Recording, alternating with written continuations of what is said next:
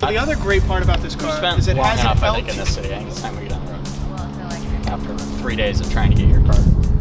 My car. His car. His car. My car? Both Yeah, your your cars. car. Your car. Your car. You blew up. You got your car, and within 4 miles, you blew a tire. That's not my fault. They should keep their streets clean. And you were blowing oil out of your oil gauge pressure line. Also not my fault. Like a Shitty sprinkler. shop. Shitty shops. No Oxford Motorcars. I think we should go. I think we gotta get on the road. All right, let's go.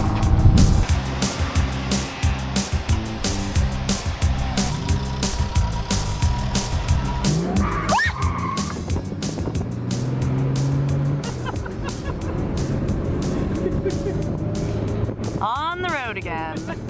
Chris and Jake right off the bat were adamant that they weren't going to take any passengers, so I had to move 3 people.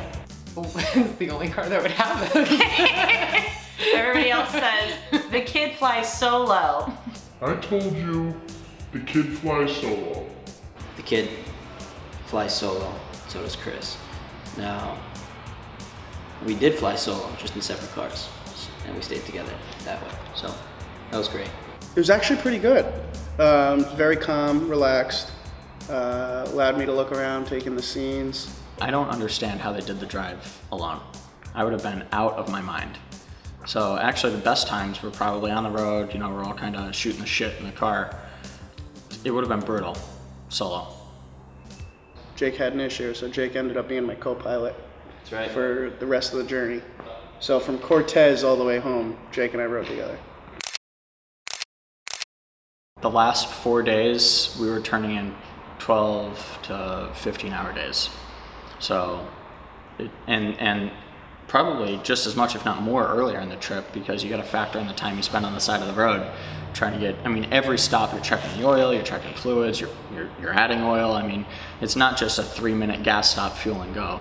All I know is I think it took us a week to get to Colorado, and then within the next 4 days, Jake and I did over 1,000 miles a day all the way home. We wound up doing 3,900 miles in 4 days in the second car because we were way behind because all the breakdowns on the front end.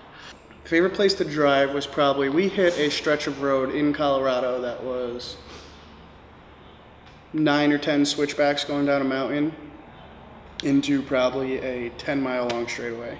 And that was probably the coolest driving experience I've ever had. Anywhere in Colorado was just absolutely stunning. The roads were phenomenal. You know, there were some twists. Unfortunately, I wasn't driving, but I definitely still got to enjoy them just as much as I would have if I were driving. There were some roads down in some valleys and things like that that were just unbelievable. The other great drive in the Mark II was down the Pacific Coast Highway, which was just unreal. I saw places in the United States I've never seen before, and I've only seen in movies, and didn't really, you know, appreciate their beauty until you actually drive through them. You know, like the Grand Canyon, for instance. So we got to the Grand Canyon right at sunset, which was gorgeous. That was definitely up there. So my favorite stop was definitely Colorado, where I attempted to rope a steer. I've never done that before in my life, so that was pretty interesting.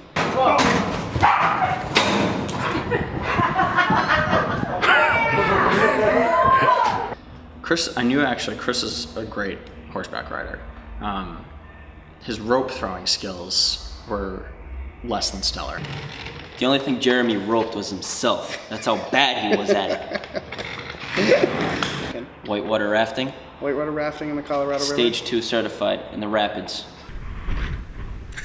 Kid, you're in it to win it right now. You're in the rapids. Good, we're going for the rapids. Stage 1. Yeah, it wasn't for me.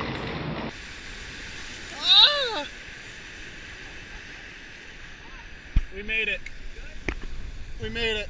That was our little 2-day layover as we were looking for new cars. So I have a cousin that lives out there. She took us out in the river. It was nice. It was like a 5-star vacation for free, so it's good.